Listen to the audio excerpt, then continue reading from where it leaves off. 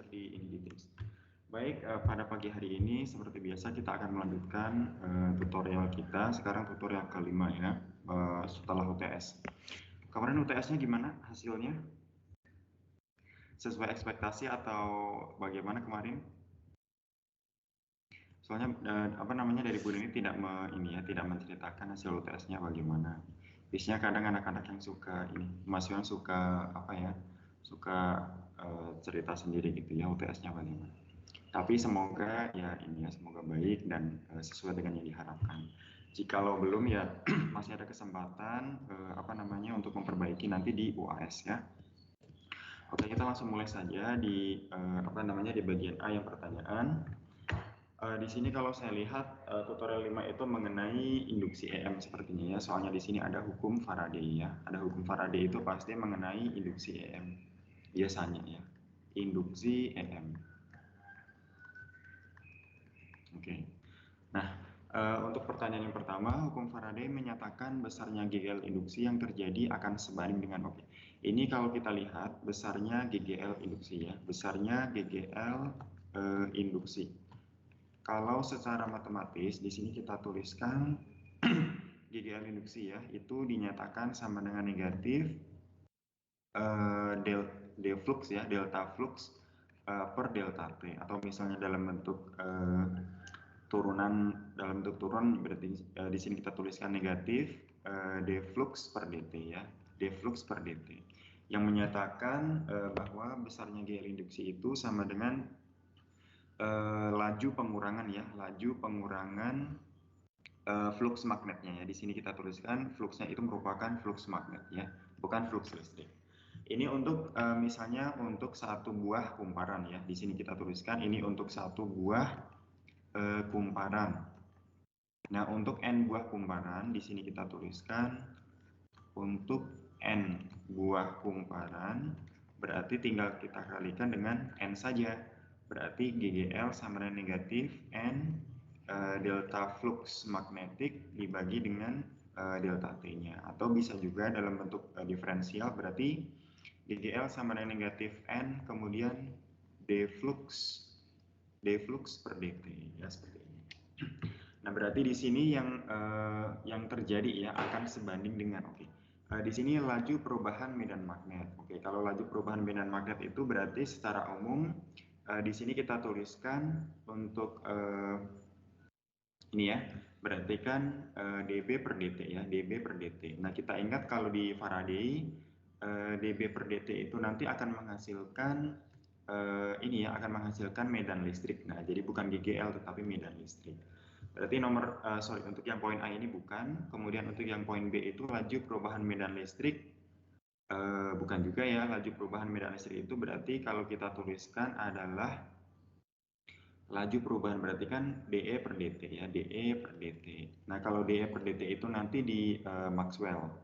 Kemudian untuk yang C, laju perubahan flux magnet ini betul ya, karena tadi kita tuliskan untuk yang satu kumparan maupun n buah kumparan itu merupakan persamaan GGL ya dalam bentuk perubahan atau laju perubahan flux magnetik. Berarti jawabannya yang C.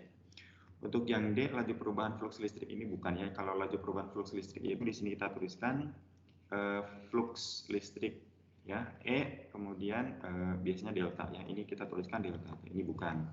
Kalau salah semua enggak ya. Jadi yang betul adalah yang C. Ada pertanyaan atau diskusi dulu untuk soal nomor 1, silahkan.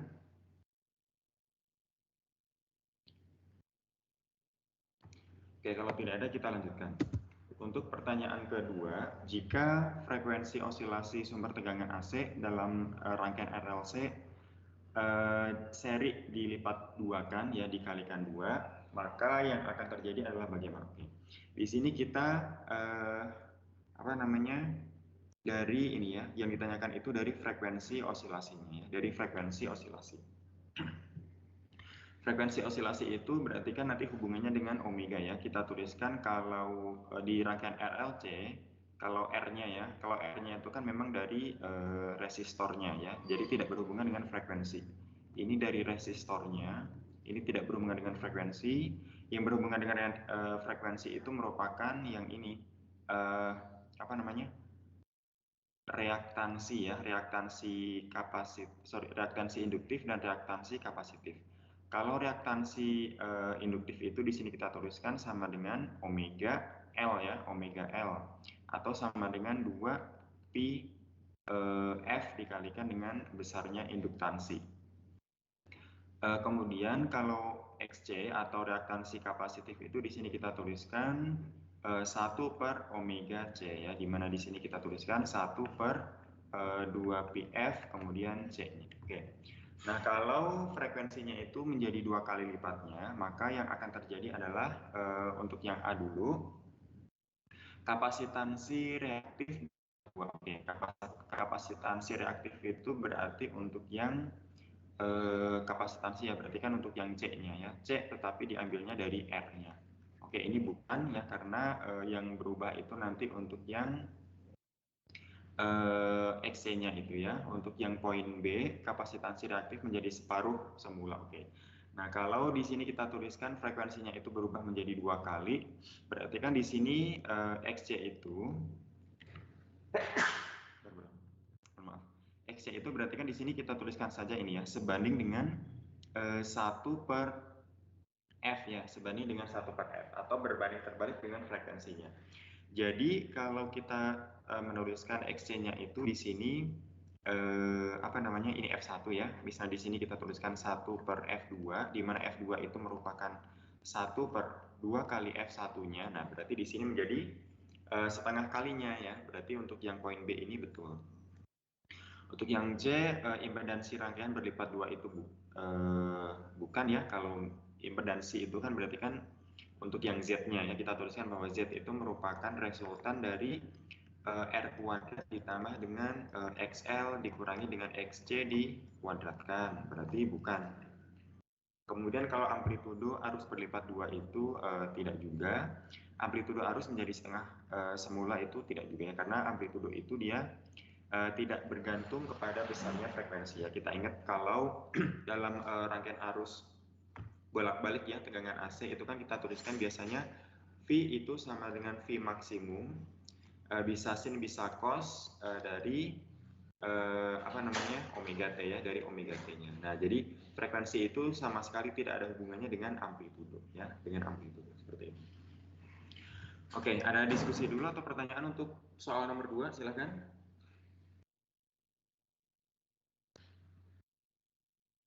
Oke, kalau tidak ada kita lanjutkan lagi ya. Ini tadi sudah direkam ya? Sudah direkam atau belum ini? Oke, siap. Kemudian kita lanjutkan soal nomor 3. Nah, manakah di antara pernyataan di bawah ini yang benar ya? Bisa lebih dari satu. Oke. Ini ada 4 buah pilihan. Yang pertama untuk yang poin A dulu, pada rangkaian AC seri jika reaktansi kapasitif itu sama dengan reaktansi induktif, berarti kan untuk yang poin A ini kita tuliskan XC ya, XC itu sama dengan XL-nya. Maka fase arus sama dengan fase tegangan. Ya. Apakah betul di sini? Kalau ini kan nanti ini loh, kalau misalnya kemarin Anda ini ya menyimak di perkuliahan Bu Neni, itu kan ada yang namanya diagram fasor ya. Ada yang namanya diagram fasor. Diagram fasor itu kurang lebih menjelaskan mengenai ini ya, apa namanya, fase gelombang antara tegangan dengan arus. Nah, kalau sefase ya, kalau sefase atau fase yang sama antara tegangan dengan arus itu terjadi ya, itu terjadi ketika besarnya reaktansi kapasitif sama dengan reaktansi induktif ya, maka fasenya sama. Oke, berarti yang A ini betul. Yang A ini betul. Kalau misalnya XC itu lebih besar dari XL ya, berarti nanti untuk yang arusnya itu dia lebih dahulu ya. Misalnya kita tuliskan, kita gambarkan seperti ini. Ini untuk arus, biasanya di sini untuk waktu ya atau periodenya. Nah, biasanya kita tuliskan seperti ini. Ini untuk I dan V ya, misalnya begini. Untuk I-nya dulu, misalnya katakanlah dia berangkat dari 0 ya, misalnya seperti ini. Untuk I-nya. Nah, untuk V-nya itu dia dia kan tadi kan ini ya XY-nya lebih besar dari XL. Berarti nanti untuk yang V-nya itu dia ketinggalan. Misalnya kita tuliskan seperti ini. Nah, jadi kita tuliskan seperti ini misalnya. Nah, ini untuk yang V-nya ya. Jadi ini berbeda fase ya, berbeda fase antara gelombang arus dengan gelombang tegangannya ya. Karena tadi X-nya lebih besar dari XL-nya seperti itu kurang lebih. Kemudian untuk yang poin B itu di kapasitor fase tegangan tertinggal terhadap arus. Oke, berarti betul tadi yang baru saja kita gambarkan, berarti yang poin B betul. Di induktor fase tegangan tertinggal, bukan ya, yang tertinggal itu tadi yang kapasitornya. Kemudian untuk yang D, di resistor fase tegangan tertinggal terhadap arus. Oke, bukannya kalau di resistor itu tadi sama sekali tidak ada hubungannya dengan frekuensi ya, sama sekali tidak ada hubungannya dengan frekuensi, dengan gelombang arus dengan tegangan tadi, sehingga resistornya itu konstannya, jadi tidak tertinggal atau mendahului gelombang apapun. Berarti jawabannya yang A dengan B ya, seperti itu. Nah, nanti ini dia dibaca lagi di diagram fasor ya untuk yang tegangan, arus dan tegangan bolak-balik. Arus dan tegangan pada rangkaian bolak-balik. Ada pertanyaan dulu? Kalau tidak, kita lanjutkan ke pertanyaan nomor 4. Nah, untuk kubus seperti gambar di samping dan medan magnetnya dinyatakan sebagai B sama dengan B0 arah ya. Berarti arahnya ke kanannya. Kita tuliskan medan magnet B itu dinyatakan sebagai B0 arah Y ya. Medan magnet B ini kalau ditebalkan artinya adalah vektor, berarti B sama dengan B0 arah Y, berarti ke kanan ini ya, yang garis merah. Jika flux 1, flux 2, dan flux 3 itu merupakan flux medan magnet di permukaan kubus ABCD. ABCD itu berarti yang ABCD ini ya, ABCD berarti yang ke arah kita ini ya, yang di depan ini, yang di depan muka. Kemudian ABFE berarti yang di sebelah kiri ya, di mukanya sebelah kiri. Dan BCGF. BCGF. Oke, BCGF itu ke bawah. Maka. Nah, ini berarti kan jawabannya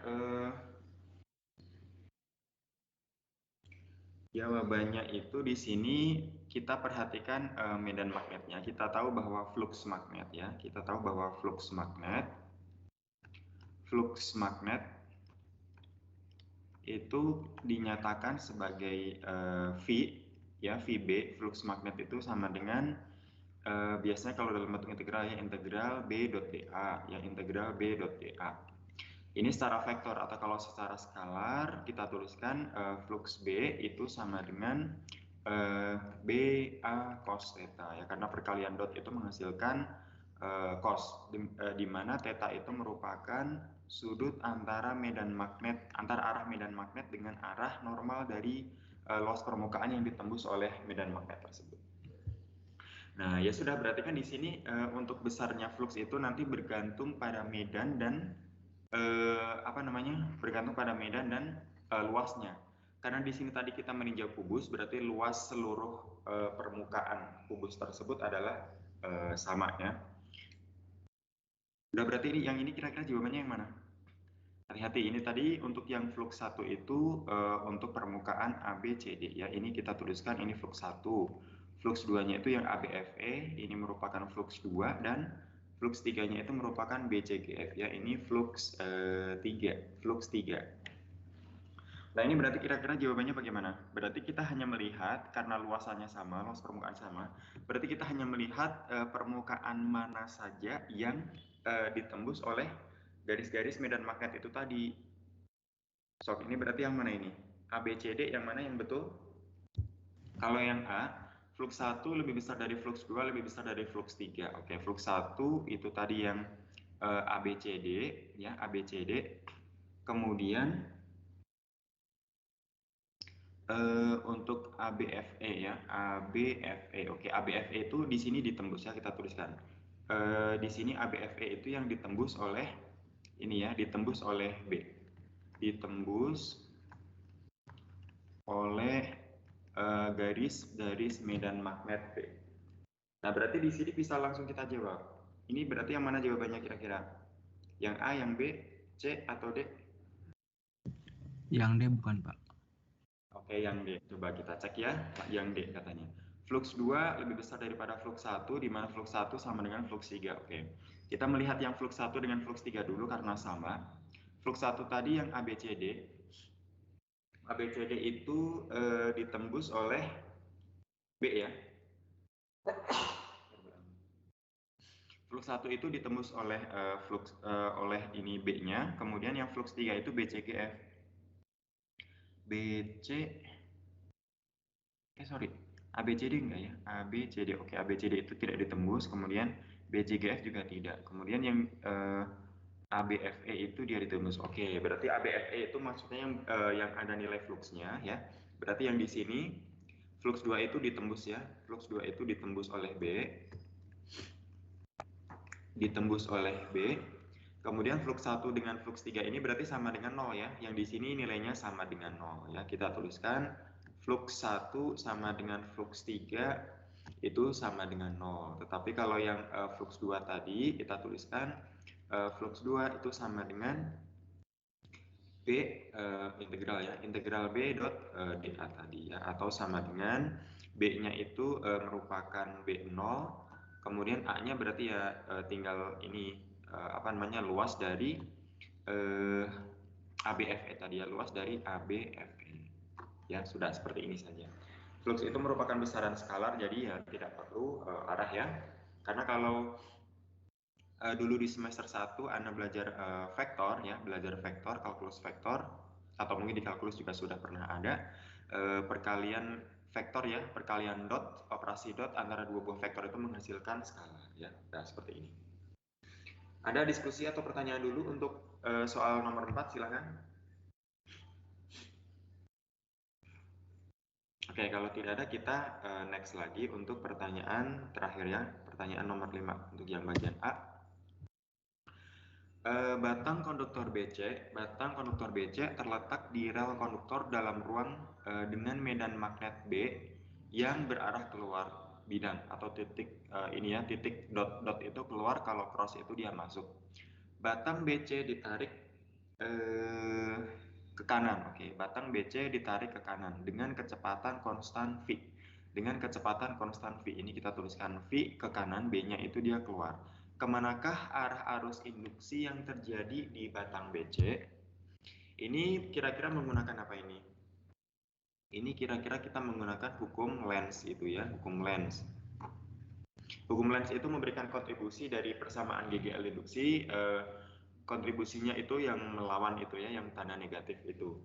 Jadi kalau kita tuliskan GGL induksi itu kan sama dengan BLV ya, sorry. GGL induksi itu sama dengan BLV, di mana L itu merupakan panjang dari batang BC-nya tadi. Ini kita tuliskan BLV. B-nya sudah ada. Ini B-nya harusnya konstan ya. B-nya konstan, kemudian V-nya itu merupakan kecepatan gerak si batang konduktor BC-nya tadi. Ya sudah, berarti di sini kita menggunakan kaidah tangan kanan saja ya. Coba.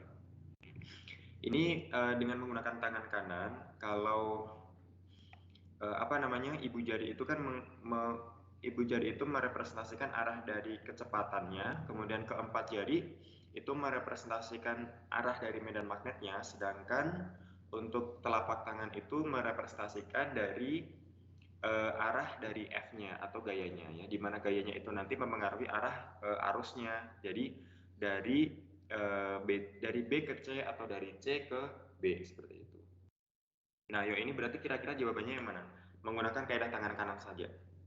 Kalau keluar bidang itu berarti kan ke arah kita ya, menuju mata kita, berarti Anda arahkan keempat jari yang menunjukkan arah medan magnet itu tadi ke arah kita, ke arah mata.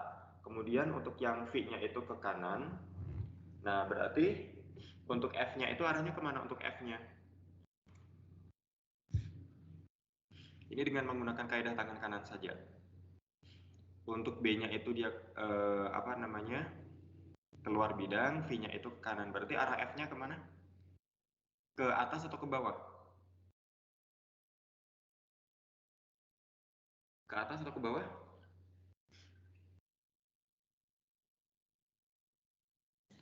Ke bawah bukan. Ke bawah ya, jadi F-nya arahnya ke bawah. Jadi dari B menuju C ya, berarti di sini kemanakah arah arus induksi yang terjadi di batang BC? Berarti kita tuliskan arah arus induksi ini dengan menggunakan kaidah tangan kanan saja, dengan menggunakan kaidah tangan kanan. Kaidah tangan kanan. Maka diperoleh arah arus induksi ke bawah ya, arah arus induksi ke bawah. Artinya kalau ke bawah itu berarti dia ke sini. Nah, berarti dari B menuju C ya. Berarti artinya adalah dari B menuju C ya, seperti itu. Ya, ini mudah, hanya menggunakan kaidah tangan kanan saja, gampang. Kalau konsep itu sebetulnya lebih mudah ya, maksudnya kalau kita tahu konsepnya sudah ya terselesaikan. Oke, kalau ada pertanyaan dulu mungkin untuk soal nomor 5 silahkan. Baik, kalau tidak ada kita lanjutkan ke bagian B ya, 10 soal. Nomor 1. Sebuah kumparan dimodelkan sebagai sebuah induktor dengan induktansi L yang tersusun seri dengan resistor R. Ketika ujung-ujung kumparan dihubungkan dengan baterai 12 volt, ternyata arusnya itu sebesar 0,1 ampere mengalir di kumparan tersebut. Selanjutnya kumparan dihubungkan ke sumber tegangan AC. Oke, ini AC ya, yang memiliki frekuensi 50 Hz. Frekuensi 50 Hz dengan tegangan RMS. Oke, ini VRMS-nya sama dengan 120 volt. Ternyata arus RMS yang mengalir itu adalah 0,3 ampere. Oke. Berapakah besarnya hambatan kumparan? Kemudian berapakah induktansi kumparan? Ini berarti kita yang ditanyakan itu merupakan R hambatannya. Kemudian berapakah induktansi? Berarti adalah L-nya. Oke, ini penyelesaiannya bagaimana ini untuk yang poin A dulu. Penyelesaian. Yang poin A kira-kira bagaimana ini? Berapakah berapakah besar hambatan kumparan tersebut? Nah, kalau kumparan berarti kan di sini langsung kita tuliskan dengan resistor R.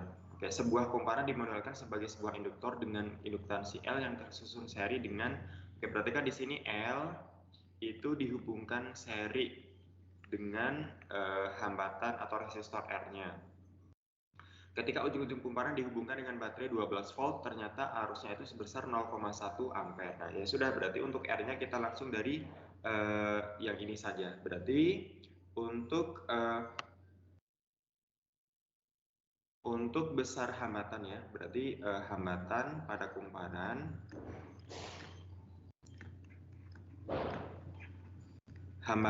pada kumparan berarti langsung saja kita tuliskan R itu sama dengan V per I-nya ya, V per I.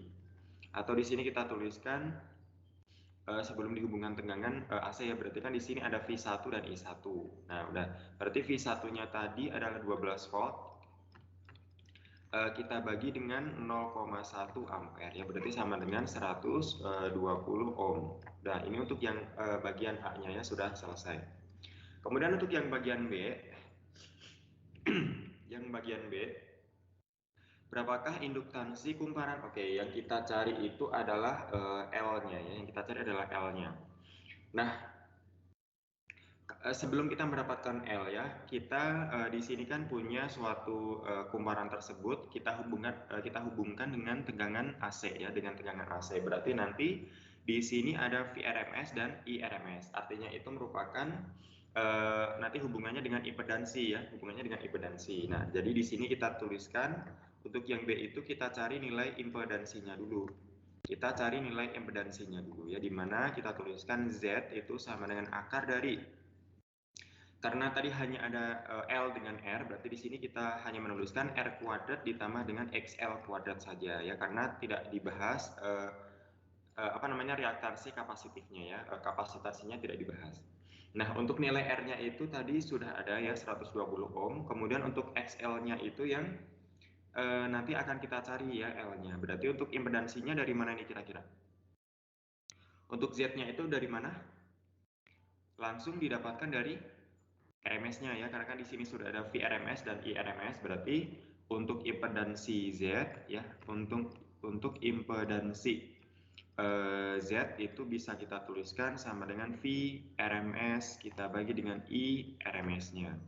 Berarti sama dengan untuk V RMS-nya tadi adalah 120 volt ya, dibagi dengan 0,3 ampere ya, berarti sama dengan berapa ini? 400 ya? Sama dengan 400 ohm. Nah, untuk Z-nya sudah ketemu dan R-nya tadi diambilkan dari bagian A tadi. Berarti untuk XL-nya di sini kita tuliskan XL kuadrat ya. Ya, XL kuadrat sama dengan Z kuadrat dikurangi dengan R kuadrat. Nah, ini silakan Anda pakai apa namanya, kalkulator dihitung ya, supaya lebih cepat saja. Di sini nilainya adalah 400 kuadrat dikurangi dengan 120 kuadrat. Ini nilainya berapa ini? Silakan minta tolong dihitung salah satu. Sebentar.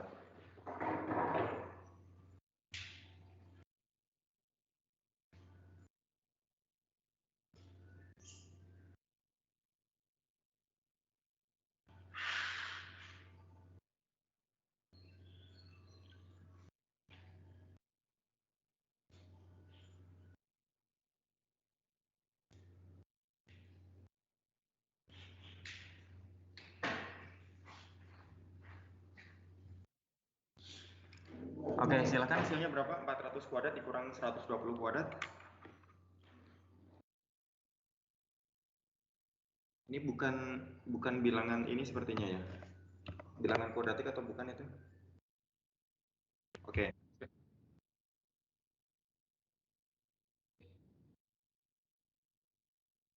381. Ya, koma.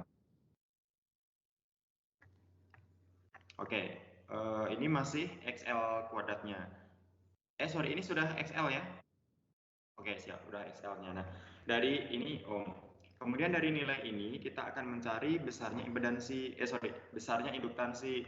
Berarti kita tuliskan saja XL itu sama dengan untuk frekuensinya tadi berapa ya? Oh, sorry, 50. Maaf. Frekuensinya ada ternyata. Berarti di sini kita tuliskan XL itu merupakan omega L langsung ya. Berarti L itu sama dengan XL ya, XL dibagi dengan omega. Udah, berarti nilai yang ini tadi dibagi dengan 2PF. Berarti 381,575681 kita bagi dengan 2PF, berarti kan 100 pi ya. 100 pi itu berarti kan 314. Ya, betul ya, 314, sekian. Oke, ini nilainya berapa L-nya? Kalau kita bagi dengan omega dengan 2PF dengan 100 pi. Nilainya berapa induktansinya? Coba punten dihitung pakai kalkulator. Kita bagi 381,575681 dibagi dengan 314, berapa itu kalau pi. Atau 314 kita bulatkan juga boleh ya, nggak apa-apa. Hasilnya berapa ini?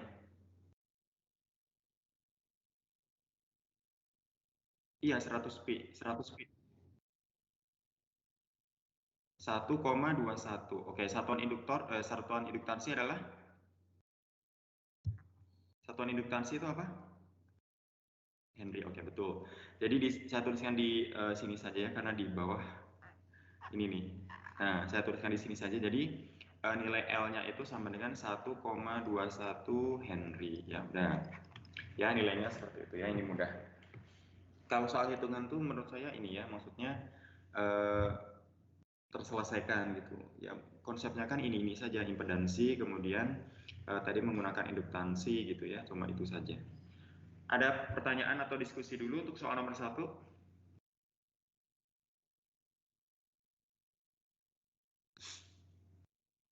Oke, kalau tidak ada kita next ke soal nomor 2. Nah, untuk soal nomor 2, sebuah rangkaian RLC seri dihubungkan dengan sumber tegangan AC dengan amplitudo tegangan 220 volt. amplitudo arus maksimum adalah sebesar 10 ampere terjadi ketika frekuensi sumber tegangan itu adalah 80 Hz. Induktor yang dipakai memiliki induktansi sebesar 0,05 Henry. Berapakah nilai hambatan yang dipakai? Oke, di sini berarti kan kita mencari nilai R-nya ya. Ini kita mencari nilai R-nya. Kemudian untuk yang poin B, berapakah nilai kapasitansi kapasitor? Kapasitor yang dipakai. Oke, berarti kan nilai C-nya. Kemudian untuk yang untuk yang poin C-nya, kalau kemudian sumber tegangan yang dipakai diubah frekuensinya ke 40 Hz, berapakah amplitudo arus yang terjadi? Oke, yang ditanyakan adalah amplitudo arus atau I maksimum. Ingat ya, kalau di sini itu sebetulnya kita bermain dengan konsep gelombang juga ya, karena kan RLC ya, tegangan bolak-balik. Nah, jadi di mana kalau di sini ditanyakan arus maksimum itu nanti ada dua kemungkinan ya, kita mencari I itu sama dengan I maksimum, kemudian bisa sin bisa cos bergantung pada fungsi, kemudian omega T, atau bisa juga kalau I maksimum itu dari ya, bisa juga itu dari V maksimum dibagi dengan bisa R-nya bisa Z-nya ya. Misalnya katakanlah untuk yang ini adalah Z-nya. Oh, berarti Z-nya karena kan RLC-nya lengkap ya, ada R, ada L, ada Z. Oke, berarti dibagi dengan impedansi. Nah, ini cara menyelesaikannya, penyelesaian. Ini mirip-mirip dengan yang soal pertama tadi. Untuk yang poin A dulu, ini bagaimana? Berapakah nilai hambatan yang dipakai? Ini berarti kan R-nya ya. Di sini sudah ada amplitudo tegangan. Berarti kan di sini adalah V maksimum. Kemudian di sini ada I maksimum ya. Ya sudah, berarti kan di sini untuk yang maksimumnya ini kan maksudnya ini ya, dihubungkan dengan sumber tegangan itu. Itu artinya adalah VRMS sebetulnya ya.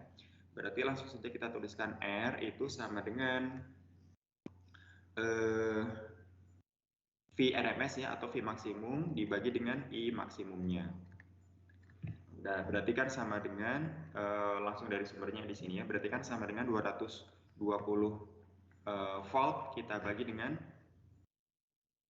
berapa tadi? 10 ampere ya. Berarti kan sama dengan 22 ohm. Sudah, ini untuk yang poin A. Untuk yang poin B-nya, ini tadi ditanyakan adalah berapakah nilai kapasitansi kapasitor yang dipakai. Nah, ini tadi sebentar, ini L-nya belum, L-nya sudah ya, L-nya sudah ada. L-nya yang ini tadi.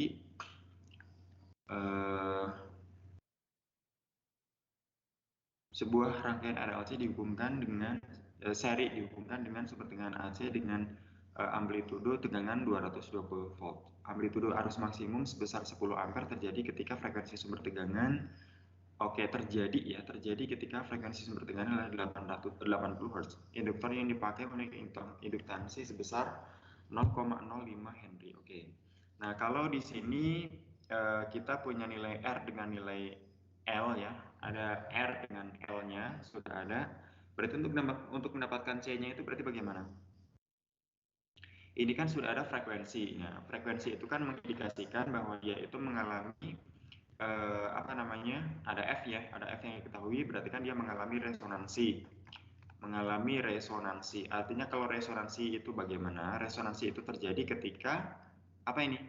Syarat terjadinya resonansi pada rangkaian RLC itu apa salah satunya? XL kurang XC sama dengan 0, Pak. Oke, XL dikurang SC sama dengan 0. Artinya adalah besarnya XL itu sama dengan XC. Ya, udah. Berarti yang B itu kita pakai yang yang resonansi itu. Berarti XL sama dengan XC. XL-nya tadi adalah omega L sama dengan 1 per omega C-nya. Kita lanjutkan ke sini ya.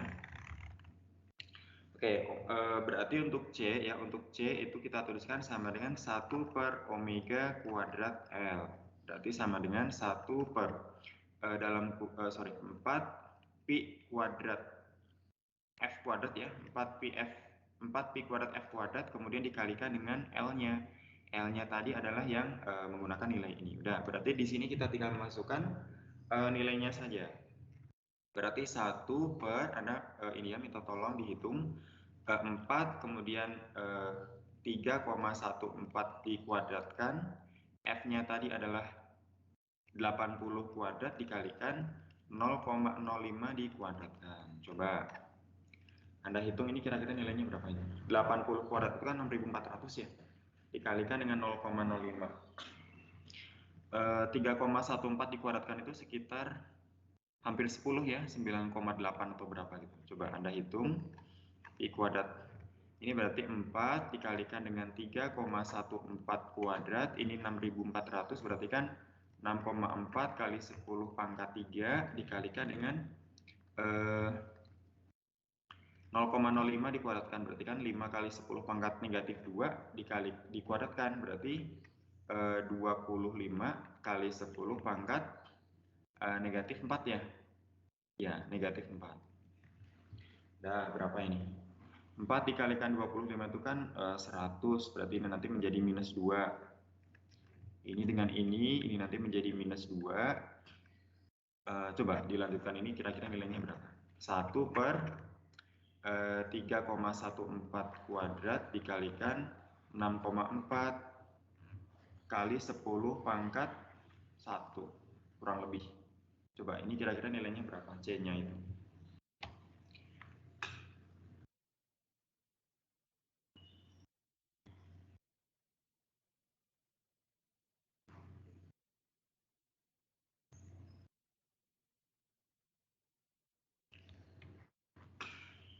Coba berapa nilai C-nya? Hasilnya. Nanti di sini kita tuliskan C sama dengan berapa farad gitu ya, berapa mikrofarad atau berapa farad kali 10 pangkat berapa gitu nanti biasanya. Ini ya. Nanti kali 10 pangkat min berapa gitu, farad. Coba punten dihitung nilainya berapa? 1,585 Pak. Kali 10 pangkat min? Min 5. Kali 10 pangkat min 5. Betul nilainya seperti ini ya. Ini saya mengikuti saja ini. Sorry. Sebentar. Mohon maaf.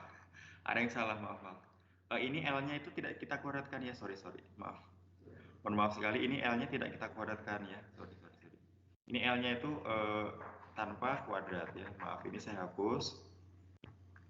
L-nya tanpa kuadrat. Ini berarti tetap 0,5. Ini berarti 5 kali 10 pangkat minus 2. Berarti ini 4 ya. 4 dikalikan 5 itu 20. Berarti 20.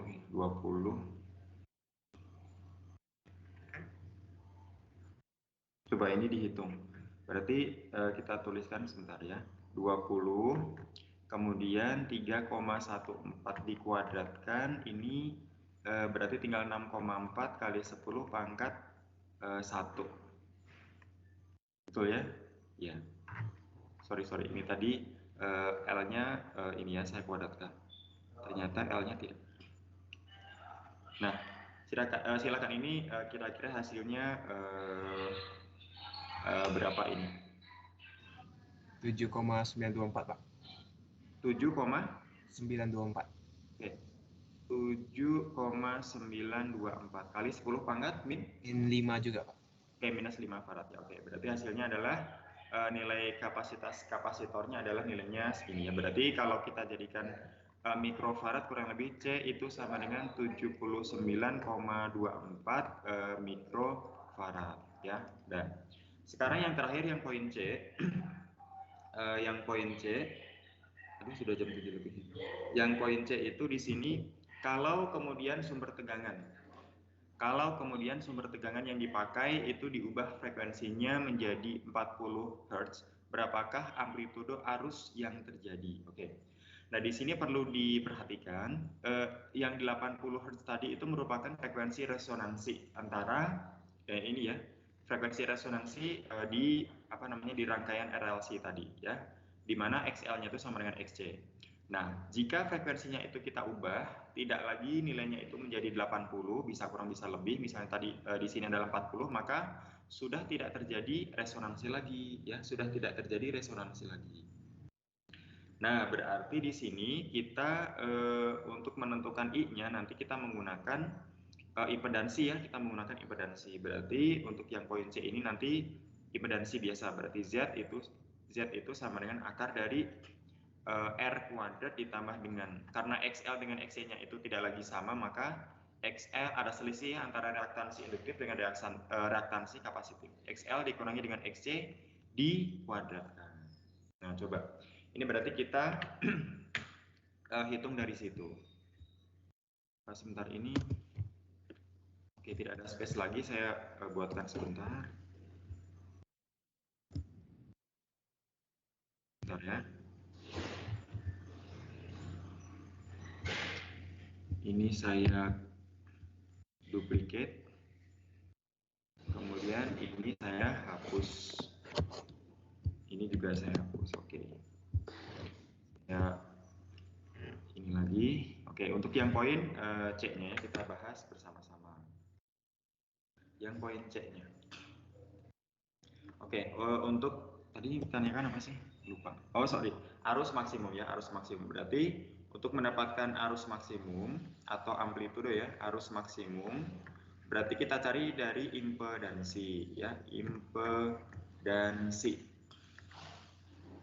Di mana Z ya, di mana di sini kita tuliskan bahwa I maksimum itu sama dengan V maksimum dibagi dengan impedansinya. Nah, untuk V maksimumnya tadi kita tetap menggunakan yang 220, tetapi untuk perhitungan impedansinya kita menggunakan frekuensi yang 40 Hz itu. Nah, berarti di sini langkah pertama kita mencari nilai impedansinya dulu. Yuk, ini berarti kita hitung impedansinya, berarti ini ya, Z itu sama dengan akar dari R kuadrat ditambah dengan XL dikurangi dengan XC dikuadratkan. Untuk R-nya tadi dari poin A ya sepertinya. R-nya tadi adalah 22 ya, berarti akar dari 22 dikuadratkan, akar dari 20, Masya Allah, sebentar. Atau ya XC-nya harus kita cari dulu ya. Berarti akar dari 22 dikuadratkan ditambah dengan, untuk XL-nya tadi L-nya tadi sudah ya. Oke, L-nya itu diperoleh dari soal ya, dari soal yang sebelumnya. Kemudian C-nya tadi dari 7,924 itu. Oke, berarti di sini kita hitung ini ya, XL dengan XC-nya dulu ya. Supaya tidak numpuk di sini, kita hitung di sebelah sini saja. Berarti XL itu sama dengan omega dikalikan dengan L, sama dengan 2πf dikalikan dengan L. Untuk F-nya itu adalah frekuensi yang baru tadi, yang ditanyakan di poin C tadi. Berarti 2π, 2 dikalikan 3,14 dikalikan dengan 40 ya, dikalikan dengan 40. L-nya tadi adalah, L-nya tadi berapa? 0,05 ya, 0,05. Udah, silakan Anda hitung ini berapa kira-kira. 40 dikalikan 0,05 itu berapa itu? 2 ya, 2 atau 22 ya.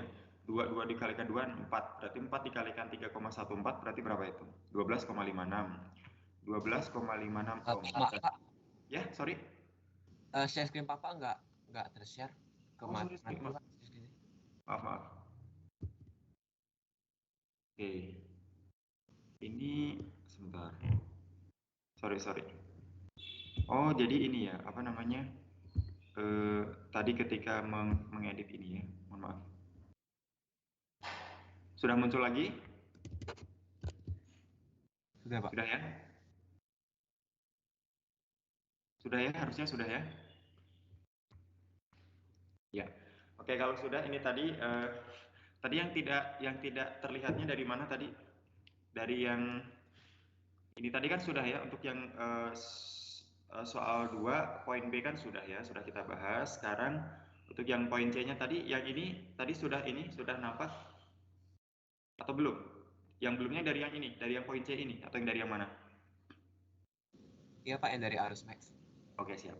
Nah, berarti saya ulang lagi saja. Jadi untuk Jadi untuk yang poin C itu tadi kita mencari nilai arus maksimum. Arus maksimum itu diperoleh dari impedansi ya. Impedansi dari persamaan IM sama dengan VM dibagi dengan impedansinya, di mana impedansi itu kita nyatakan sebagai akar dari R kuadrat ditambah dengan XL dikurangi dengan XC dikuadratkan. Nah untuk nilai R-nya tadi, oke, ini kenapa tadi tidak bilang dari awal kalau tidak muncul ya. Untuk R-nya tadi dari poin A tadi ya, nilainya adalah 22 ohm. Kemudian untuk XL dikurangi dengan XC itu kita cari satu-satu ya. XL-nya itu dinyatakan sebagai omega dikalikan dengan L, di mana omeganya itu merupakan 2PF ya, dikalikan dengan L-nya. Untuk F-nya tadi adalah F dari soal yang C, yaitu sebesar 40 Hz. Kemudian untuk induktansinya itu tadi nilainya 0,05 ya dari soal. Nah, berarti kan di sini nilainya kurang lebih 12,56 ohm. Kemudian sekarang untuk yang XC-nya itu sama dengan 1 per omega C. Nah, kalau ini Anda punten ya, dihitung pakai apa namanya kalkulator, berarti kan sama dengan 1 per 2PF dikalikan dengan C-nya sama dengan 1 per 2, kemudian 3,14, F-nya menggunakan yang 40 tadi, C-nya menggunakan yang koma tadi 7,924 kali 10 pangkat negatif 5 dikalikan dengan 7,924 kali 10 pangkat negatif 5. Coba ini XC-nya berapa ini? Berapa ohm ya? Semuanya satuannya ohm. Silakan coba Anda hitung pakai kalkulator sebentar hasilnya berapa. Nanti kita masukkan ke yang impedansi ya. Di sini berarti akar XL-nya tadi adalah 12,56 ya, 12,56, tinggal kita kurangkan dengan yang C-nya tadi. Dikurangi dengan XC-nya tadi, dikuadratkan. Dikurangkan dulu baru dikuadratkan.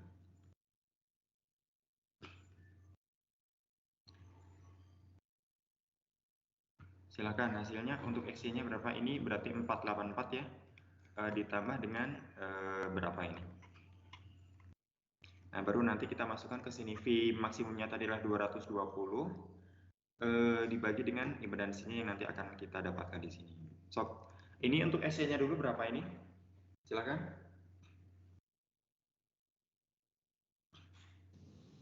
50,213 Pak. 50,213 ohm. Oke.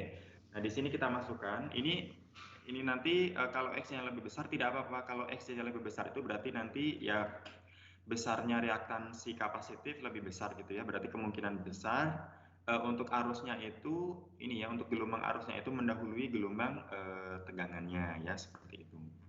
50,213. Nah, coba ini Anda kurangkan dulu. Kemudian Anda kuadratkan nanti hasilnya berapa ini? 12,56 dikurangi dengan 50,213. Hasilnya berapa? Kemudian kita kuadratkan ya. Nanti dikuadratkan hasilnya kita tuliskan di sini. Yuk, silakan. Berapa hasilnya? Yang sudah dikuadratkan ya, yang sudah dikuadratkan hasilnya berapa itu? Ini kan negatif ya, tetapi kalau dikuadratkan kan tetap positif hasilnya. Berapa ini? 1417,748. Oke, Anda jumlahkan dengan 484, kemudian diakarkan. Hasilnya berapa ohm? Ditambahkan dulu, kemudian langsung Anda akarkan ya, nanti hasilnya berapa ohm?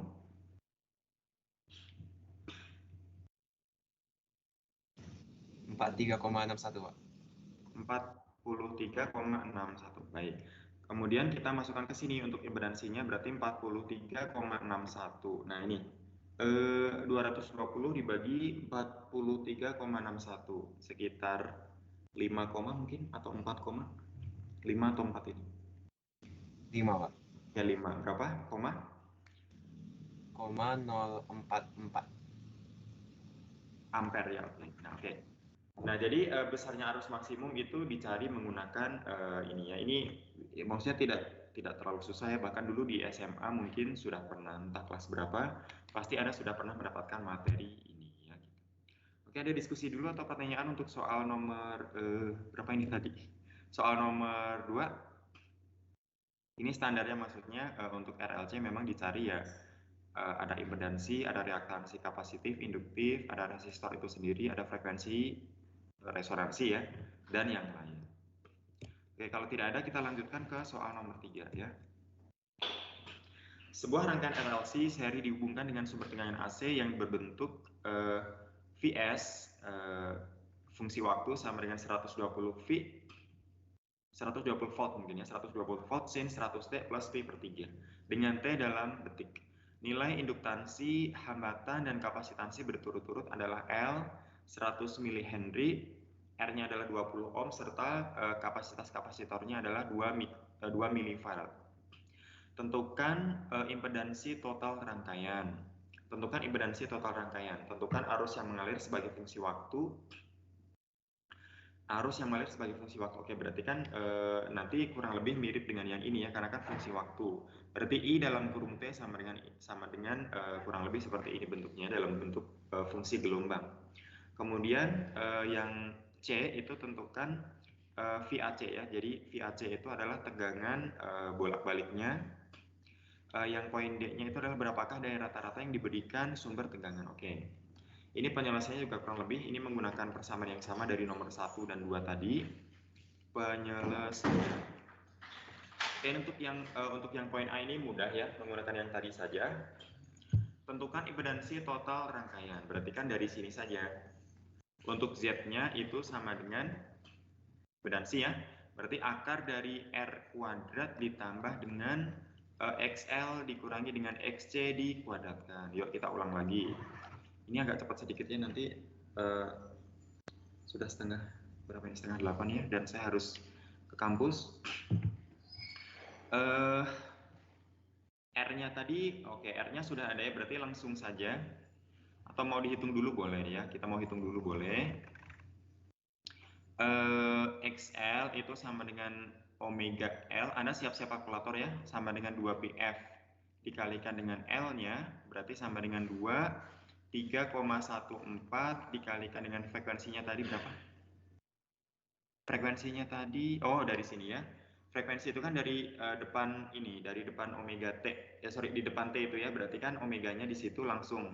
Maka di sini tidak perlu kita kalikan F lagi karena kita sudah mendapatkan ini ya. Kalau kita tuliskan Vs tadi fungsi T itu kan sama dengan 120 volt, kemudian fungsi gelombangnya adalah sinus 100 T ditambah dengan Pi per 3. Nah, kalau kita tuliskan ini kan sebetulnya ya Vs itu merupakan V maksimum kemudian sin dalam kurung omega T plus fase. Nah, berarti omeganya 100 itu tadi. Nah, berarti di sini langsung dengan mudah kita tuliskan 100 L-nya tadi adalah 100 mili ya. 100 mili itu berarti kan 0,1 ya. Betul ya, 0,1 ya. 100 mili itu berarti 10 pangkat minus 1. Udah, berarti kan di sini XL-nya adalah 10 ya. Ya, 10 ohm. Nah, dengan cara yang sama kita tuliskan untuk menentukan nilai XC-nya. Berarti XC sama dengan 1 per omega C. Berarti sama dengan 1 per omeganya tadi adalah 100. C-nya tadi 2 mili. 2 mili itu kan berarti kan 2 kali 10 pangkat negatif 3. Berarti kan berapa itu? 0,2 ya. 1 dibagi 0,2 itu berapa nilainya? 1 dibagi 0,2? 5 ya. Oke, berarti XC-nya di sini sama dengan 5 ohm. Udah kita masukkan, berarti R-nya tadi adalah R-nya mana R-nya? Oh, R-nya sorry, R-nya 20 ya, maaf.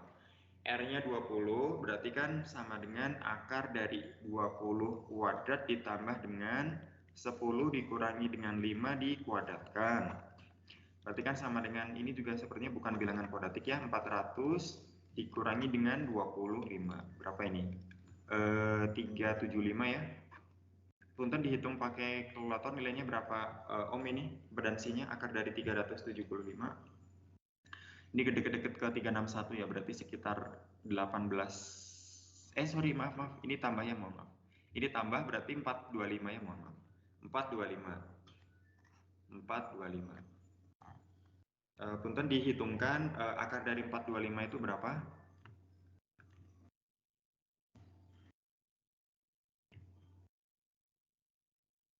Salah satu akar dari 425 itu berapa? 20,62, Pak. 20,62 ohm. Oke, siap.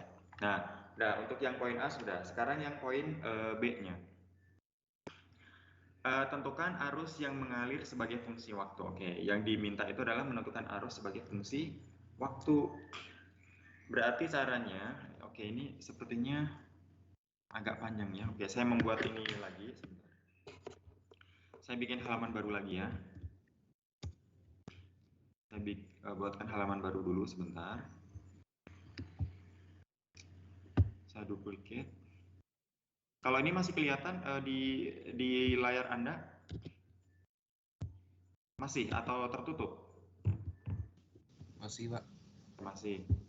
Tapi kok bisa ini ya? Coba saya saya apa namanya? Iya. Nah, ini masih nampak atau tertutup? Masih? Nampak, Pak. Siap. Nah, tadi kenapa bisa tertutup ya? Oke. Untuk yang poin B tadi, sebentar. Poin B. Apa namanya? Saya lupa. Sorry. Yang poin B tadi adalah tentukan arus yang mengalir sebagai fungsi waktu. Oke. Berarti kan kurang lebih nanti kita akan mendapatkan seperti ini. Jadi bahwa I untuk fungsi T itu sama dengan I maksimum, kemudian karena fungsi gelombang tegangannya itu merupakan fungsi sinus, berarti nanti di sini juga pasti fungsi sinus ya. Kemudian sin omega T plus sudut fasenya. Nah, hati-hati. Fasenya tidak menggunakan sudut yang tadi, karena tadi kan di sini kita tuliskan untuk nilai XL dengan XC-nya itu kan berbeda ya. Nilai XL dengan XC-nya itu berbeda, berarti kan pasti terjadi beda fase. Itu nanti akan kita cari dulu ya. Untuk omeganya sudah 100 ya, berarti kita mencari I maksimumnya dulu ya. Maaf. Kita mencari I maksimumnya dulu. Itu dari Oke, untuk mencari I maksimum itu kita cari dari sini ya. I maksimum itu berarti sama dengan apa ini? Ini tadi sering kita ulang-ulang di soal-soal sebelumnya. I maksimum sama dengan apa? Untuk mendapatkan amplitudo arusnya sama dengan V maksimum per impedansi. Ya, bagus. Dibagi dengan impedansinya. Oke. V maksimumnya tadi berapa?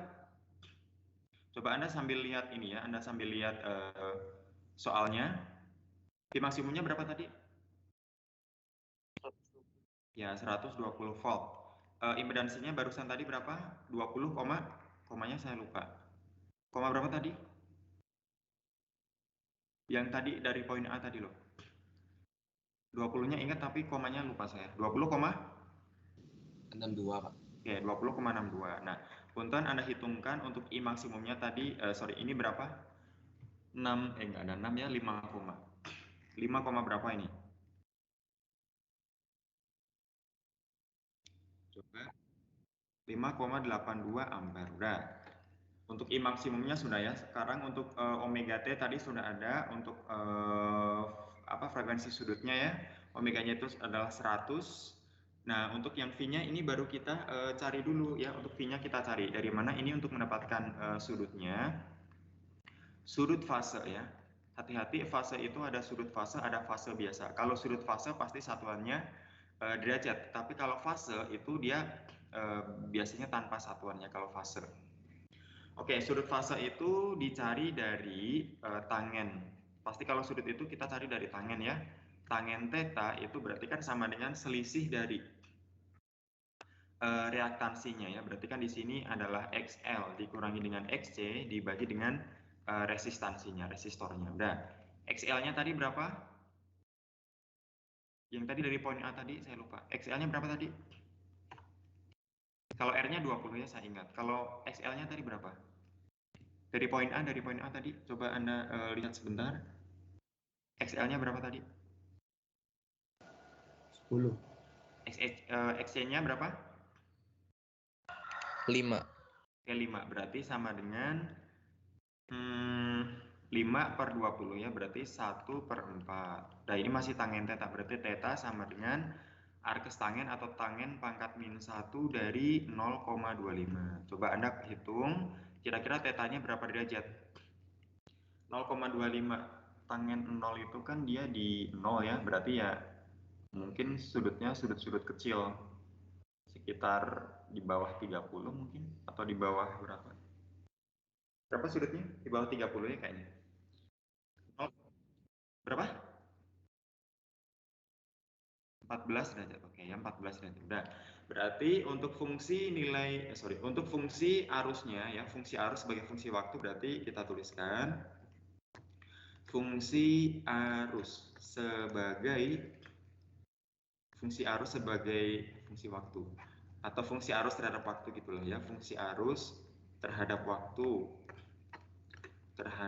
waktu berarti kita tuliskan I ya, I fungsi T itu sama dengan I maksimum fungsi sinus mengikuti fungsi dari tegangannya, kemudian omega T ditambah dengan fasenya sama dengan 5,82 dalam satuan ampere tentu saja, kemudian sin 100 T ditambah dengan positif ya, sudutnya 14 derajat. Nah, ampere. Sudah ya seperti ini. Nah, sekarang yang poin C tadi apa sih? Tentukan VAC, oke. Untuk mendapatkan VAC ini caranya bagaimana? Untuk mendapatkan VAC caranya bagaimana ini? VAC itu kan maksudnya adalah tegangan ini ya, tegangan AC-nya. Nah, ini kira-kira dicari dari mana? Untuk mendapatkan V ya, untuk mendapatkan V itu kan kita sudah punya arus dan punya impedansi. Tapi kalau kita gunakan impedansi itu kan biasanya nilai dari maksimum ya. Oh, sorry, ini VAC-nya itu dinyatakan dalam dalam waktu. Berarti ya dalam fungsi gelombang lagi ya. Nah, ini berarti kurang lebih caranya sama dengan untuk yang poin B ini tadi ya. Ya, kita kerjakan di slide yang baru. Kita tuliskan lagi ya bahwa V AC untuk fungsi waktu itu sama dengan V AC maksimum ya. V AC maksimum tetap menggunakan sin, kemudian omega T plus V-nya. Nah, hati-hati ini bukan merupakan sudut fase di soal yang diberikan di ini ya. Yang P/3 itu bukan. Nah, ini berarti cara mencari VAC maksimum gampang ya, maksudnya dengan menggunakan arus dengan impedansi tadi. Jadi kalau VAC maksimum itu sama dengan I maksimumnya dikalikan dengan impedansinya tadi ya, dikalikan dengan impedansi. Berarti I maksimum atau IAC maksimum, kemudian Z-nya juga yang AC. Nah, karena di sini untuk yang AC itu tadi nilai maksimumnya ya. Kalau nilai maksimum itu berarti untuk yang C-nya tidak kita sertakan ya, karena kita mencari nilai maksimum. Berarti kita hanya menggunakan R dengan XL saja ya, hanya menggunakan R dengan XL saja.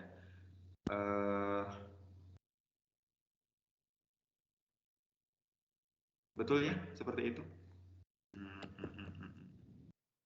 Bentar. Ya, oke. Untuk arusnya tadi sudah didapatkan dari poin yang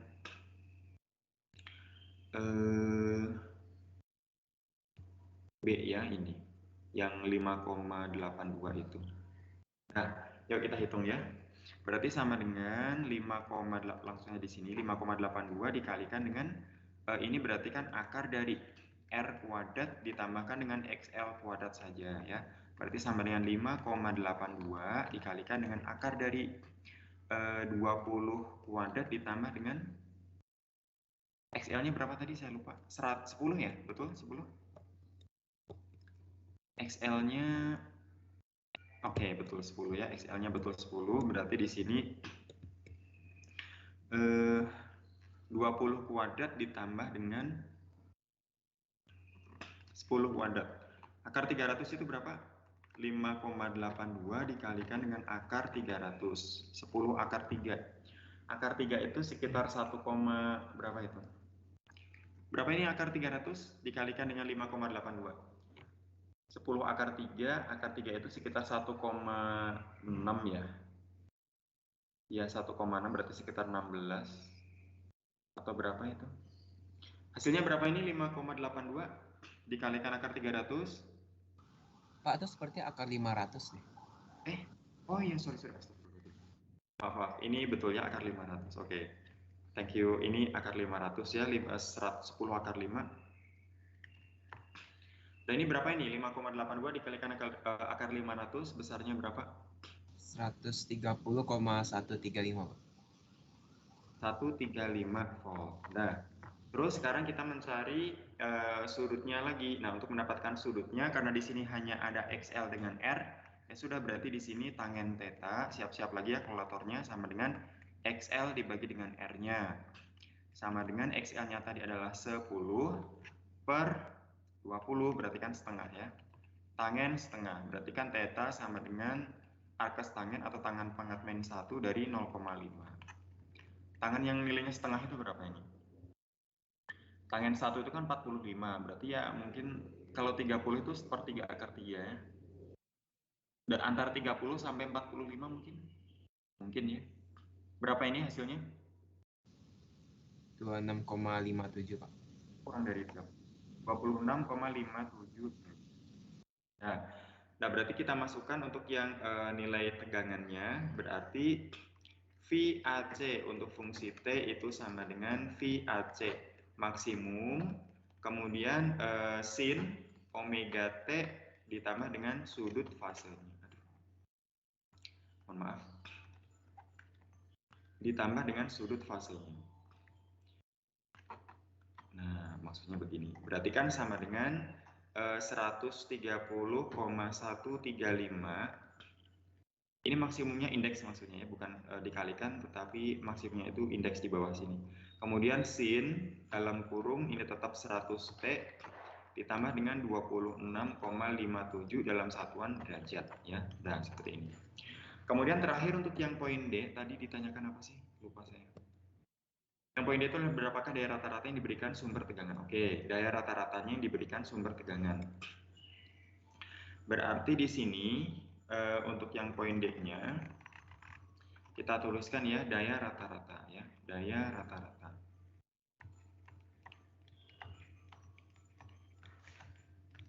Oke, tadi kan di sini tadi kan kita memiliki sumber tegangan ya. Jadi kalau P itu kan dituliskan biasanya ya V dikalikan dengan I atau juga VIR ya maaf, VIR. Kemudian bisa juga V kuadrat per R, bisa juga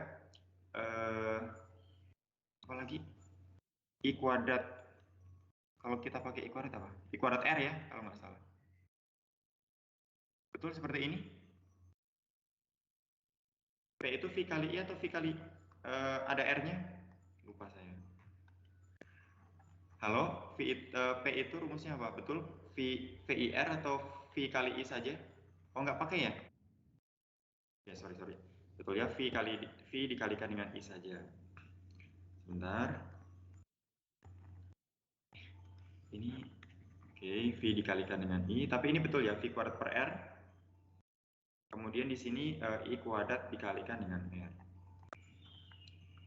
Nah, berarti di sini kita tuliskan V dikalikan dengan I ya.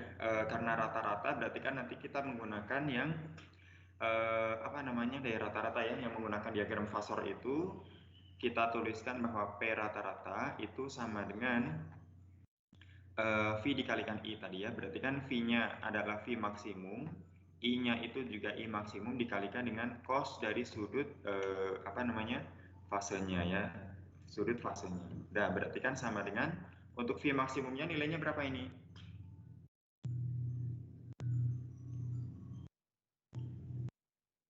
Untuk fasenya nilainya berapa? Untuk maksimumnya nilainya berapa? Nah, untuk cos V-nya atau cos theta-nya itu kita harus menggambarkan diagram fasornya ya. Untuk ininya kita harus menggunakan diagram fasornya ya. Berarti kurang lebih Kalau di sini kita punya suatu nilai ini ya, misalnya nilainya itu linear, karena kan tidak ada fungsi kuadratik ya, nilainya itu adalah linear.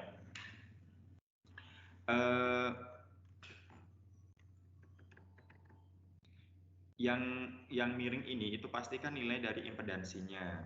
Nah, ini Anda masih ingat mungkin untuk yang sumbu X itu yang apa namanya, yang R-nya atau yang XL-nya.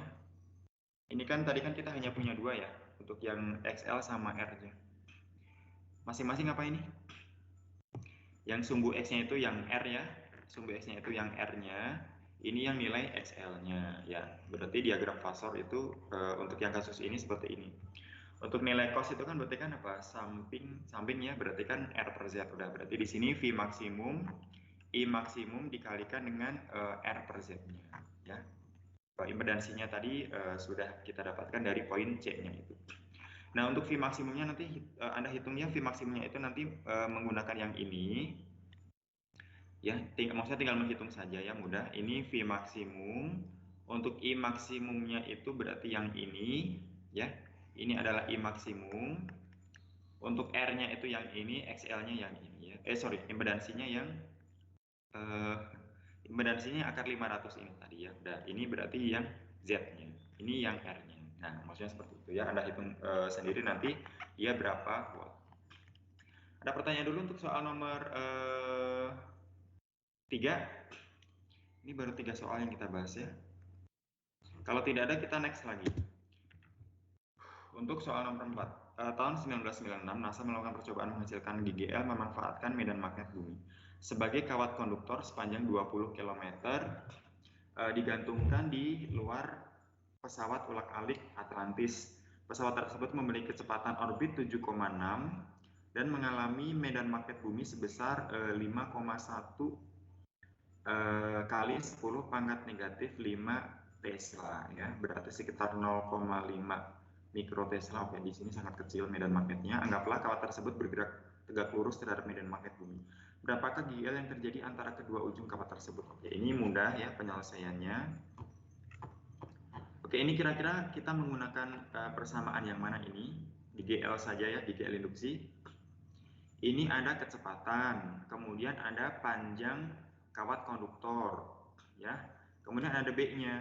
Ini kira-kira kita menggunakan yang apa? GGL sama dengan apa ini? Halo, ini menggunakan apa?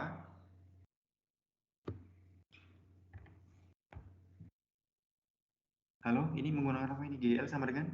Yang BLV sin theta ya. Ya, BLV sin theta. Karena di sini tadi tegak lurus, berarti kan sinnya ini ya. Sin 90 sama dengan 1, maka kita tuliskan BLV saja atau lengkap boleh ya, BLV sin theta ya, BLV sin theta. Karena tadi tegak lurus ya, berarti theta sama dengan 90 derajat, maka tinggal BLV saja ya, sama dengan BLV.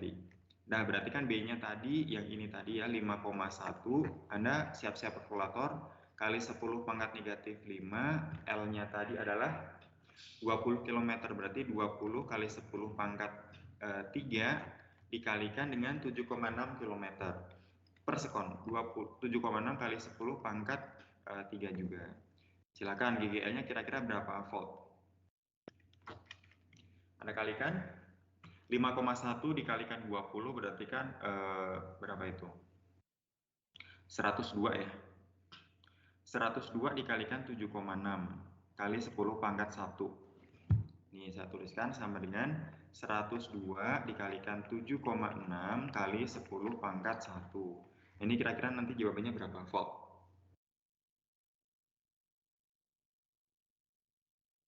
7.000-an mungkin? 7.600-an atau berapa itu? Coba Anda hitung berapa nilainya? 7.000-an ya? 7.600 berapa? 1020 dikalikan 76. Betul ya? Atau ada yang salah saya?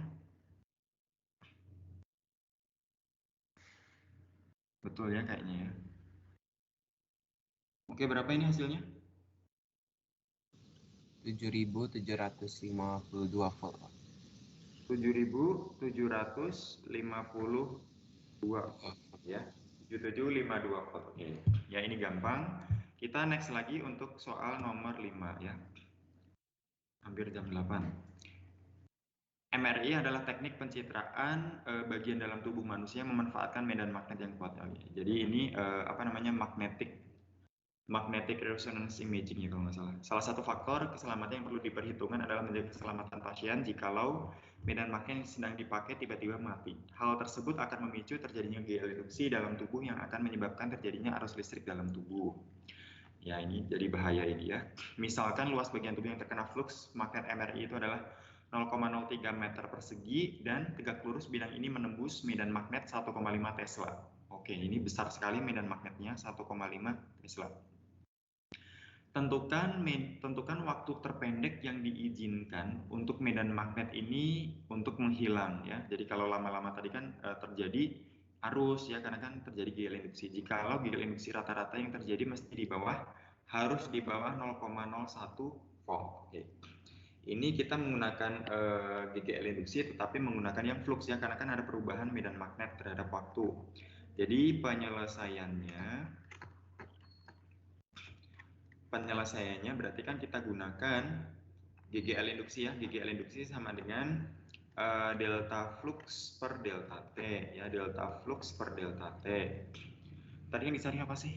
Tentukan waktu terpendek ya. Berarti kan delta T-nya ya. Tentukan waktu terpendek yang diizinkan ya. Berarti kan delta T-nya kita cari. Berarti dari persamaan ini kita dapatkan delta T itu sama dengan delta flux dibagi dengan GGL-nya. Nah, untuk delta fluxnya sendiri berarti bagaimana? Kita tahu bahwa di sebelah sini ya, delta flux, tadi ya, flux medan magnet itu kan sama dengan integral B dot dA. Nah, berarti kan di sini kalau delta flux sama dengan, berarti kan perubahan medan magnet dikalikan dengan luasnya saja. Tadi medan magnetnya berapa tadi?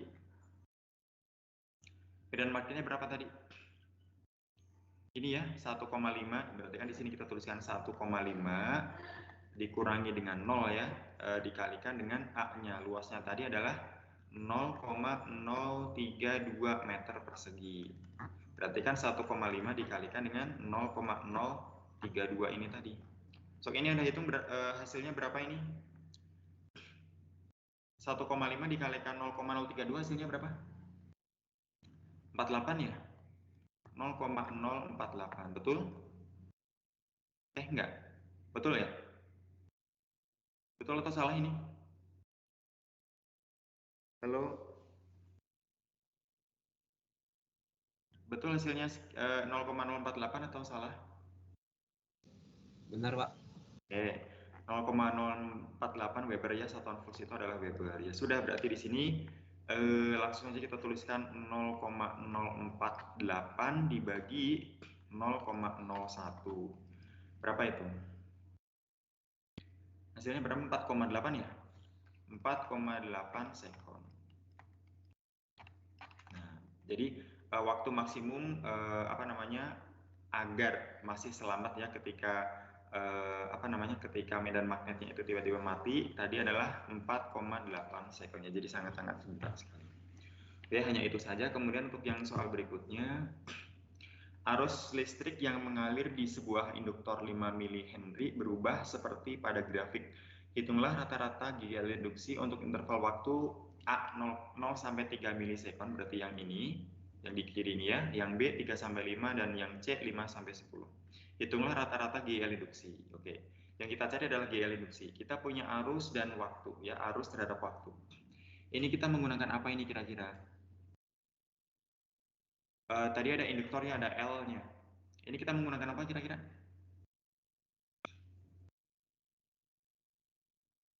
Halo? Ini kita menggunakan rumus yang mana ini? Penyelesaian. Ini kita kira-kira kita menggunakan yang apa? Yang A dulu untuk mendapatkan rata-rata GGL induksi. GGL induksi sama dengan apa? Itu ada L-nya di sini. Ada induktornya. GGL induksi sama dengan min L kali DIDT kan Pak. Bisa diulang? min L kali DIDT. Oke, ini kalau dalam bentuk fungsi berarti DI per DT. Kalau ini kan dalam apa namanya? Discrete ini ya, maksudnya kita tuliskan negatif L kemudian delta ya, delta I per delta T. Udah, berarti ini mudah. Untuk L-nya tadi sudah ada 5 mH, kemudian untuk ini delta E per delta T berarti berapa ini? Delta E per delta T berarti berapa ini? Delta I itu kan berarti kan 8 dikurangi 0 dibagi dengan 3 dikurangi 0 berarti kan negatif 5 kali 10 pangkat negatif 3. Delta I-nya itu adalah awal dikurang akhir, akhir dikurangi awal berarti kan 8 dikurangi 0 ya, berarti langsung saja 8 dibagi karena di sini dalam satuan ampere berarti 8 saja dibagi dengan delta T. 3 dikurangi dengan 0 tapi dalam satuan milisekon berarti 3 kali 10 pangkat negatif 3. Ini dengan ini habis. Berarti nilainya berapa ini? Negatif berapa itu?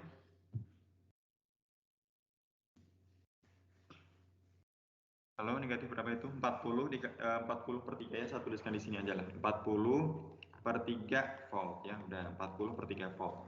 Kemudian yang poin B dengan cara yang sama, yuk. Dengan cara yang sama berarti GGL induksi sama dengan negatif L kemudian delta I per delta T. Berarti kan sama dengan negatif L-nya tadi adalah 5 mili ya, 5 kali 10 pangkat negatif 3.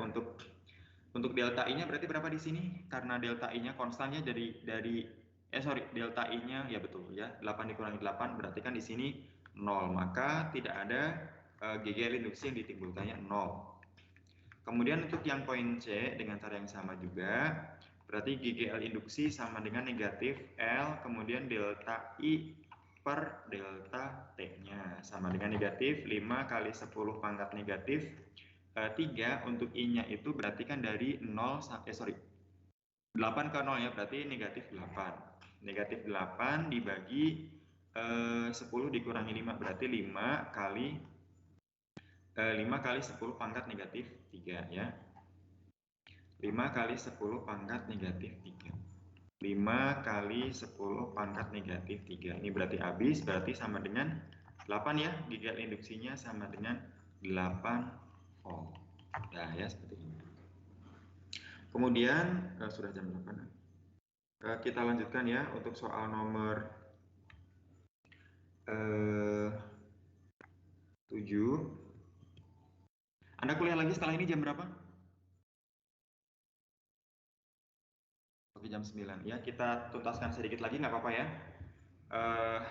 Oke, nggak apa-apa, nanti saya juga jam 9 ada ini. Tapi masih ada waktunya buat ke kampus. 2 koil ditempatkan sejajar berdekatan. Mula-mula salah satu koil dialiri arus 3 ampere dan koil lainnya tidak ada arus.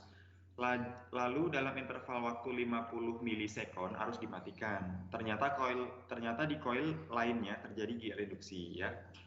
Ini yang mutual induction itu ya. Dengan nilai rata-rata 2 volt. Berapakah nilai induktansi bersama ya mutual induction dari sistem coil ini? Oke, ini penyelesaiannya. Ini kira-kira kita menggunakan apa ini? Kira-kira menggunakan apa kita? Yang GGL induksi, yang induktasi bersama itu. Ini kan ada arus ya, ini ada arus. Kemudian di sini ada waktu, interval waktu ya berarti delta T. Kemudian ada GGL induksi rata-rata. Ya, ini rumusnya bagaimana? GGL induksi rata-rata itu sama dengan apa hubungannya dengan mutual induction? Mutual induction itu kan biasanya dituliskan M ya, M besar. Untuk mutual inductionnya. Ini berarti bagaimana ini? M. Kalau tadi kan induktansi tunggal ya, yang nomor 6 tadi kan induktansi tunggal, kita tuliskan L. Berarti kan di sini dengan cara yang sama kita tuliskan M saja ya.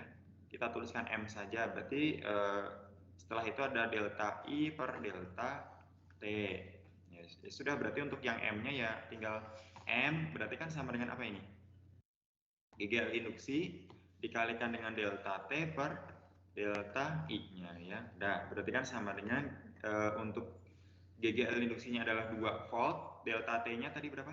50 mili, berarti 5 kali 10 pangkat negatif 2 dibagi arusnya 3. Berapa ini hasilnya? 10/3. 10/3 ya, berarti 10/3. 10/3. 10 pangkat negatif 2. 10/100, 0,1/3. 0,1/3 itu 1/30 ya. Betul, 1/30? Atau berapa ini? Atau, oh bukan ya, sorry. Betul atau salah ini? Harusnya 0,0333, Pak. Atau 3 kali 10 pangkat? 3,3 kali 10 pangkat minus berapa? Minus 2, Pak. Oke, minus 2. Satuan mutual induction itu sama ya, Henry. Nah, ya. Oke, ini bisa ya. Kemudian lanjutkan lagi, sedikit lagi. Untuk soal nomor 8. Sebuah medan magnet B yang berubah terhadap waktu seperti pada grafik menembus loop kawat diam. Arah medan magnet tetap yaitu sejajar dengan normal bidang loop. Loop kawat terdiri dari 100 lilitan dan luas loop adalah 100 cm persegi. Untuk interval waktu 0 sampai 2. Oke, 0 sampai 2, kemudian 2 sampai 4 dan 4 sampai 6. Tentukanlah GL induksi rata-rata yang terjadi. Oke. Ini dengan cara yang sama seperti tadi ya. Tetapi di sini menggunakan B. Waktunya dalam sekon. Yuk kita kerjakan agak cepat.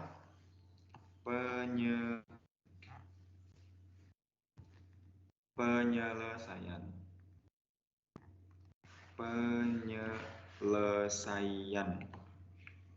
Untuk yang poin A dulu, ini menggunakan apa ini? GL induksi yang terjadi. GGL induksi sama dengan apa ini rumusnya? Menggunakan yang mana?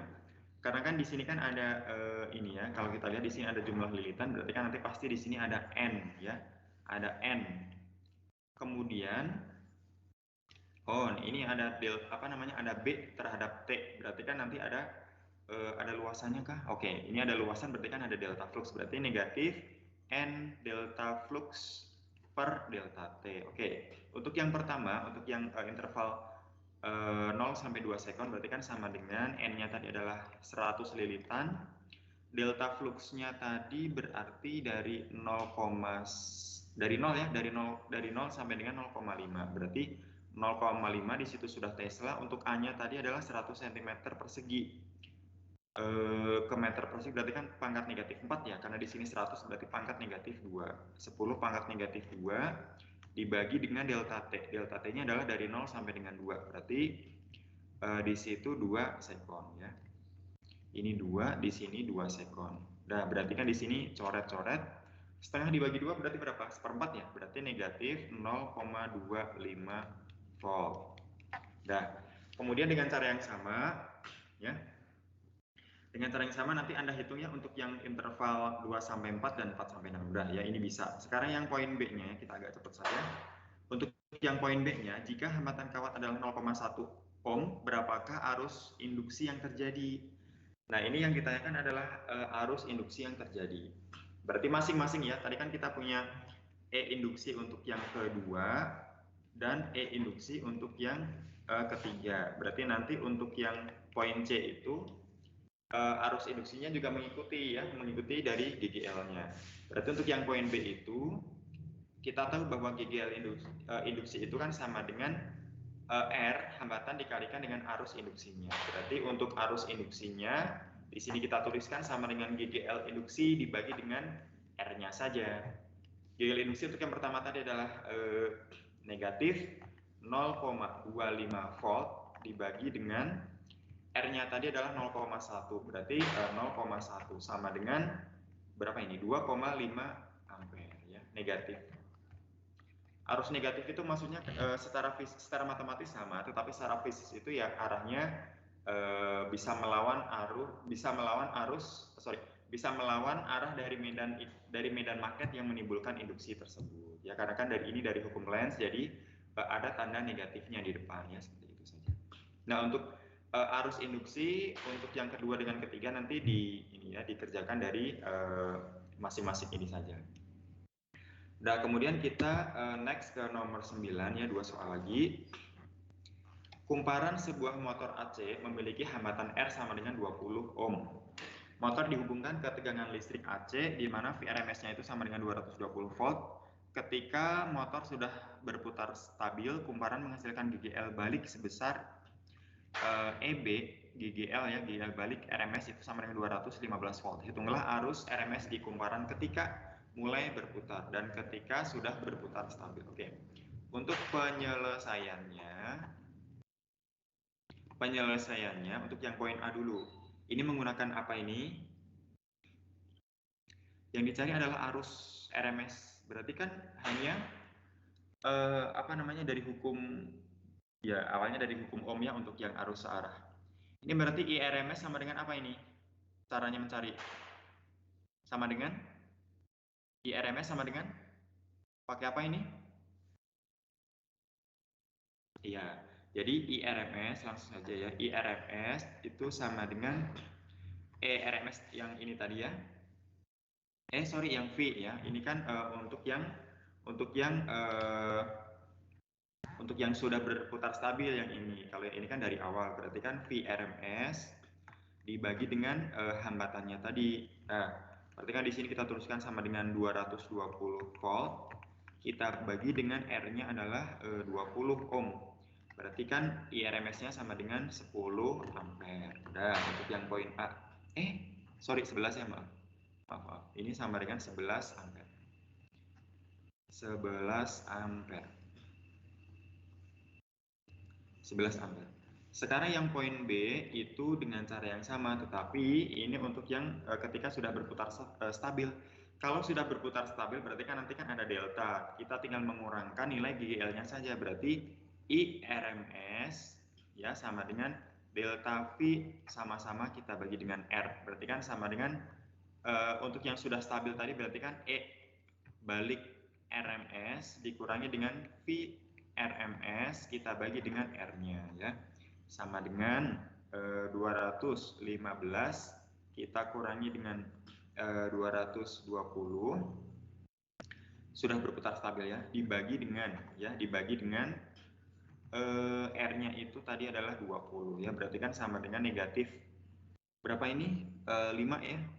Negatif 5 kita bagi dengan 20 ya, berarti kan sama dengan negatif 0,25 ampere. Tanda negatif itu secara fisis menunjukkan bahwa arah arusnya itu melawan ini kan E-nya kan juga berkurang ya dari 220 ketika awal, berarti kan dia kan kumparan sebuah motor AC, berarti kan dia kan omeganya itu dia menurun ya, RPM-nya itu dia menurun. Nah, kalau menurun berarti kan pasti GGL-nya juga pasti menurun ya. Nah, maka timbul arus yang nanti arahnya itu berlawanan ya, begitu, menurun. Ini berarti berlawanan dengan yang 11 ampere ini ya.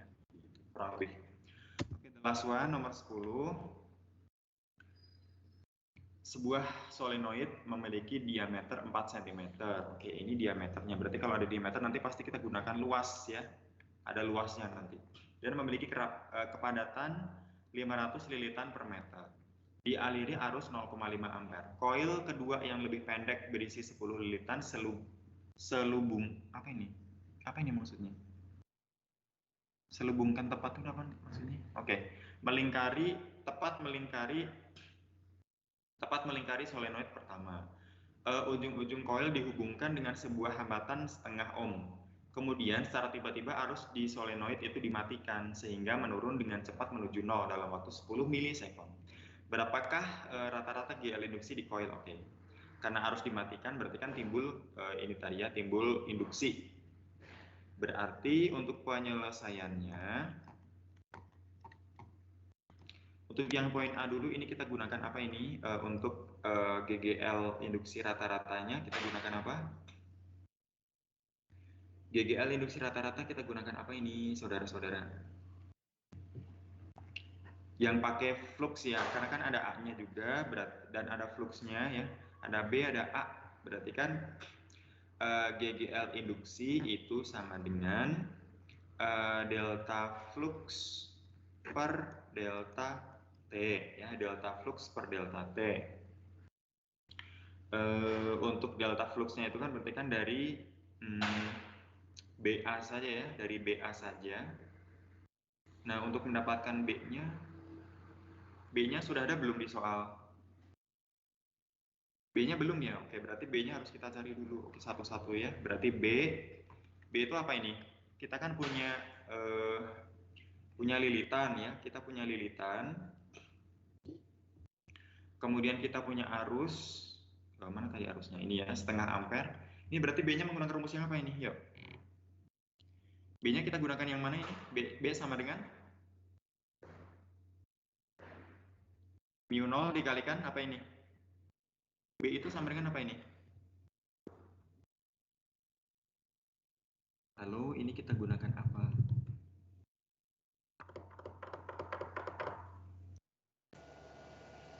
mu 0 dikali I dikali N. Ya, mu 0 dikalikan I dikalikan dengan N-nya. Udah. Berarti kan sama, karena ini untuk solenoida ya. Jadi kita menggunakan yang ini. Mu 0-nya itu adalah 4pi permeabilitas magnetik ya. 4pi kali 10 pangkat negatif 7. Untuk I-nya tadi adalah 5 kali 10 pangkat min 1. Untuk N-nya kita gunakan yang mana N-nya? N-nya kita gunakan yang kepadatan itu.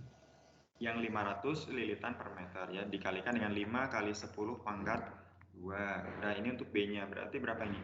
5 kali 5, 25. 25 dikalikan 4, 100 ya, berarti 100 pi. 100 pi berarti kan kita tuliskan pi kali 10 pangkat minus 8 tambah 2, minus 6 tambah 2 lagi, minus 4 ya. Pi kali 10 pangkat negatif 4 Tesla. Udah, ini untuk B-nya. Sekarang kita cari fluxnya ya. Sekarang kita cari fluxnya. Berarti flux itu kan sama dengan integral B dot dA atau secara vektor BA saja ya, karena cosnya itu 0, berarti kan cos 0 sama dengan 1, berarti kan BA saja. B-nya tadi adalah pi kali 10 pangkat negatif 4. Untuk A-nya tadi kan di sini kita punya diameter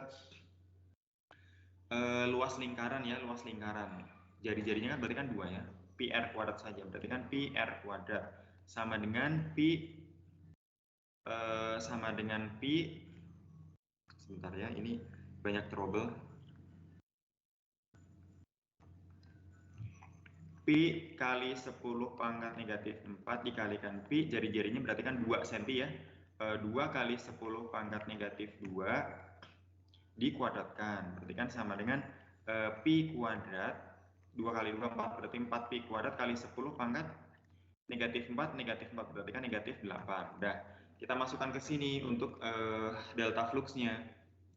Berarti kalau delta flux ya berarti kan flux 1 dikurangi flux 2 dikurangi dengan flux 1 ya, flux 2 dikurangi dengan flux 1. Flux 1-nya ya 0 ya, karena kan belum terjadi apa-apa, belum terjadi induksi, dibagi dengan delta T atau belum dilewati medan magnet ya. Berarti 4pi kuadrat kali 10 pangkat negatif 8. Untuk delta T-nya tadi adalah, delta T-nya berapa tadi? Mana delta T-nya? Berapa delta T-nya? 10 milisekund. Oh, ini sorry ya. 10 milisekund, berarti kan 10 pangkat negatif 2 ya. Nah, ini hasilnya kurang lebih sama dengan 4pi kuadrat. Nanti Anda hitung sendiri ya, kali 10 pangkat negatif 6 volt. Nah, ini untuk yang poin A. Sekarang untuk yang poin B. Berapakah rata-rata arus induksi? Yang terjadi di coil? Oke, untuk yang poin B kita kerjakan. Berarti yang B ini lebih gampang ya, arus induksi, karena kan sudah ada R-nya ya, yang setengah ohm ini tadi. Berarti I induksi, Masya Allah. Sebentar. Nanti next week ini ya, jangan terlambat, dan setiap kelompok nanti presentasi ya, pekan depan itu kan sudah Ramadannya insya Allah. Jadi manfaatkan waktu Ramadan Anda yang lebih produktifnya. Jadi jangan tidur pagi kalau bisa ya. Kalau bisa ya harus bisa ya, jangan tidur pagi. Kita ada kuliah jam 6.20 ya, pokoknya jangan tidur dulu. Ya, 6.20 itu maksudnya Anda harus sudah masuk ke Teams gitu ya. Jadi nanti tepat waktu gitu. I induksi sama dengan apa ini rumusnya? Berarti GGL induksi dibagi dengan R-nya udah ya. Berarti kan sama dengan 4pi kuadrat kali 10 pangkat negatif 6 per 0,5 ya, berarti kan sama dengan 8 pi kuadrat kali 10 pangkat negatif 6 satuannya ampere. Terakhir, berapakah daya rata-rata? Oh, berarti kan kalau daya rata-rata ya GGL induksi dikalikan dengan I induksi saja ya. Saya tuliskan dengan warna lain supaya terbedakan, dengan kuning saja. Untuk yang poin C di sini ya, berarti kan P induksi, bukan P induksi ya, daya induksi ya, daya saja sebetulnya, daya rata-rata.